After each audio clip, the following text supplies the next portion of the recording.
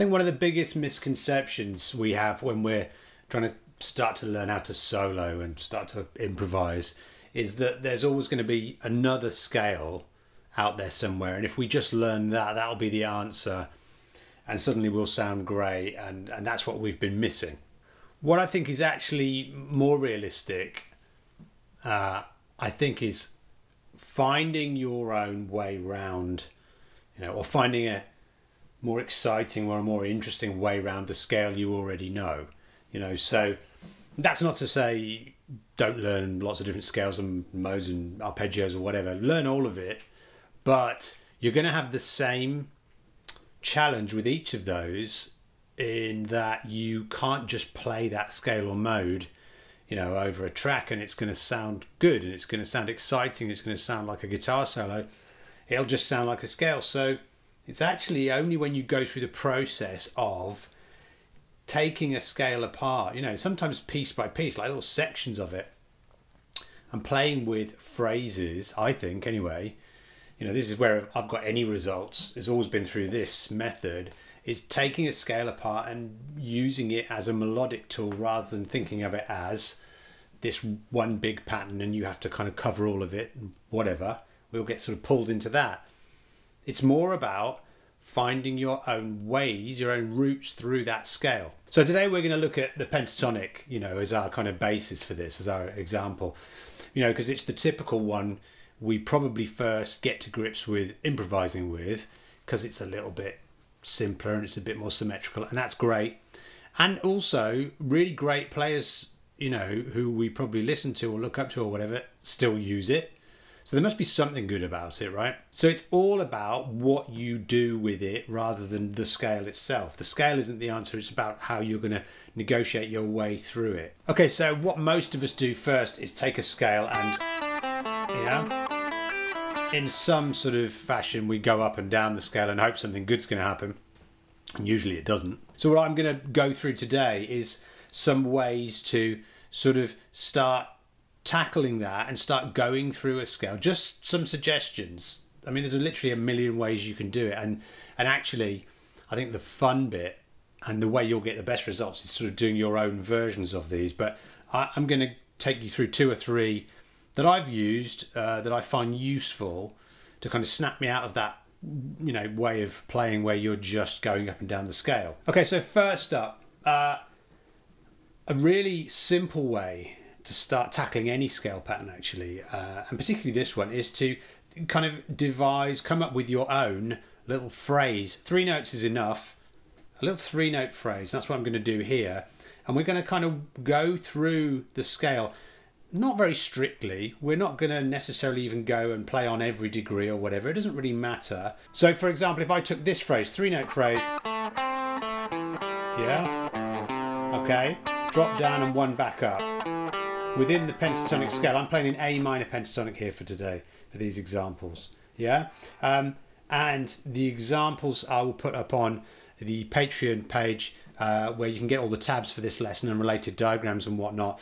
We're going to base all of that around A minor pentatonic for today. So this phrase, now I can move that around,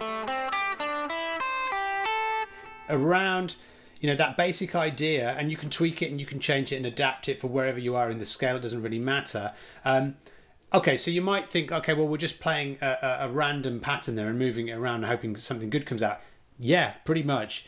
This is the way to experiment with this. We're not even really thinking about, what chords am I playing over? We're just thinking roughly the key we're in, and we're trying to find patterns within that. But I'm not necessarily thinking at this stage about, am I hitting chord tones or am I doing all that stuff? For now, we're just finding ways to get our hands into, finding different patterns rather than just this. Okay, so you can practice whatever phrase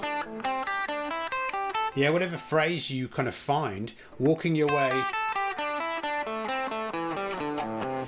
way through the scale, with that phrase that you've come up with. It doesn't matter what the order is, doesn't matter how many notes it is. And the more you kind of experiment, the more you make mistakes, you kind of find these little accidents. That's often where you'll find the really good stuff that you want to keep. So step 1, find a phrase that you like. that isn't too complicated and that you can move around. The simpler the better, actually, because the more you can then mould it and pull it apart and really understand it, rather than something too complicated that you can't really ever get on top of. So then you practice that phrase around, you improvise with it, and you try and sort of, you know, force yourself to sort of shoehorn that into your, you know, improvisation. If you're jamming, trying to fit that phrase in and seeing where it fits, where it sits nicely, you know, rhythmically. Okay, so this next idea for a phrase is essentially a minor 7 arpeggio, and this is going to go across 3 strings. Yeah. Instead of 2, our previous 3-note phrase was across 2 strings. Now we've gone to 3. So again, we're getting some slightly more, you know, interesting interval leaps.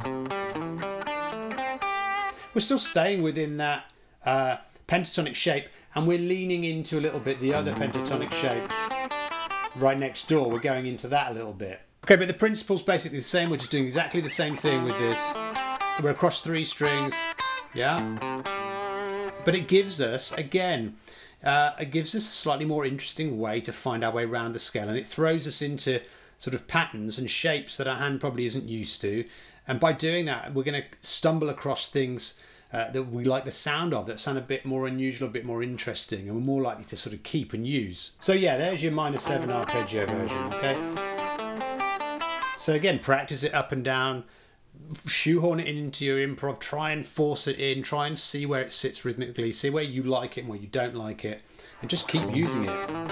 And again, more importantly than that, change it, do your own thing with it. The only thing I would say is that we want to kind of stick to, for now, for this kind of exercise and this kind of, you know, method, try and stick to, you know, an original scale pattern that you know well. Don't turn it into another scale, if you like, yeah, and overdevelop it. Actually, we want to keep it very simple. It's kind of taking block shapes around a scale pattern you know really well to force you into playing patterns from that scale that you're not used to playing. Okay, so for this third idea, we'll push the boat out a little bit, and we might add an extra note in here and there. Okay, so for this one, we're going to think about arpeggio shapes again, but this time we're thinking about these 2-string, yeah, that sort of arpeggio shape, yeah. So a major arpeggio shape or a minor arpeggio shape. Okay, so what we're doing with this one is superimposing these little 2-string arpeggio shapes over the top of this A minor pentatonic. All we've got to do here is just make sure that we're using, you know, the right arpeggios in the right place, you know, in the key. And again, I'll put the tabs up for this so, you know, you can see what I'm using here. And so you can kind of get used to, if you're not familiar with it, you can kind of get used to how that looks and where those arpeggios sit. But again, I don't want to overthink the theory side of it here. You know, at this stage, we really want to focus on this as a physical exercise, if you like, to get our hands playing shapes we don't normally play. But again, you can practice this in the same way. You can kind of walk up, yeah. You can kind of make your way through the whole scale, you know, playing the different arpeggios on the different degrees. So as always, the idea here is not to just play one of these patterns up and down as your solo, because again, then you're just playing one pattern up and down and you'll get bored of that. So it's about actually mixing them up and tweaking them and letting them change and kind of letting your hands start to get used to all of these different shapes. And then you can kind of call that up when you're improvising, you know. You're still just thinking of that A minor pentatonic shape, you know, as our focal point, as our skeleton, but you're allowing yourself to then get used to the idea of, well, I could...